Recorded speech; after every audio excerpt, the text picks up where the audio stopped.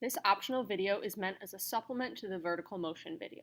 So in the vertical motion video, we learned how to take a vertical motion problem and set up an equation and answer some questions about the object that is moving through the air, the object that's fired or the ball that's being thrown or whatnot. So we can answer all the questions like we did in the video algebraically, but your calculator will actually help you answer some of the questions more efficiently and faster. So if you want to, this video will teach you a few ways to use your calculator. Now, the first example we did in the video with the object that was being fired. A, you don't need a calculator for it all. You just write the equation. B, all you're doing is substituting a number in, so there's nothing special that the calculator can do for you there. But C is where the calculator can really help you. So at what time is the object 235 feet off the ground? What we did in the video is we set our equation equal to 235. We moved the 235 over so that our equation was set equal to 0. And then we did the quadratic formula. Now, you don't actually need to do the quadratic formula by hand. You can do it on the calculator. So what you can do is you can go to y equals. You're going to enter in your equation, so negative 16t squared.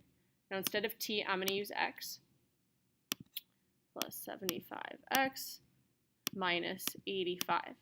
Now, we want that to be equal to 0, so we're going to put a 0 in. And then you're going to hit zoom 6. Now we can see our y equals 0 and we can see our parabola. We want to know when they intersect. So you're going to do second calc and go down to number 5, intersect.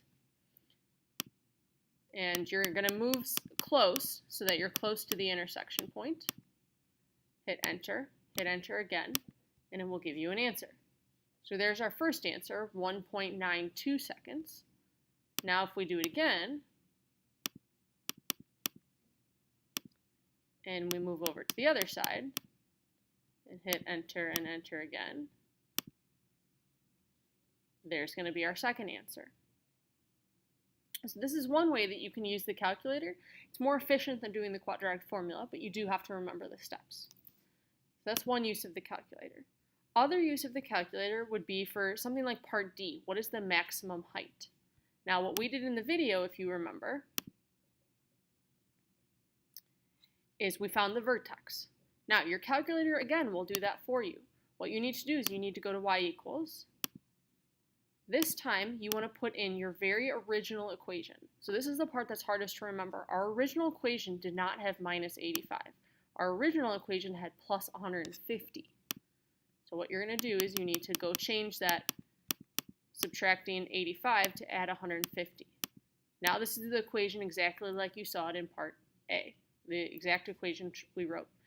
So now what you're going to do is let's hit zoom 6 to begin with.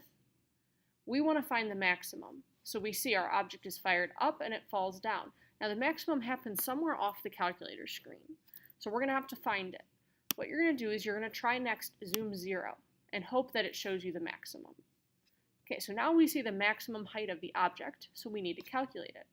If you go to second calc and go down to number 4, which is maximum, the calculator is asking you for the left bound of the maximum. I'm to the left, so I'm going to hit enter.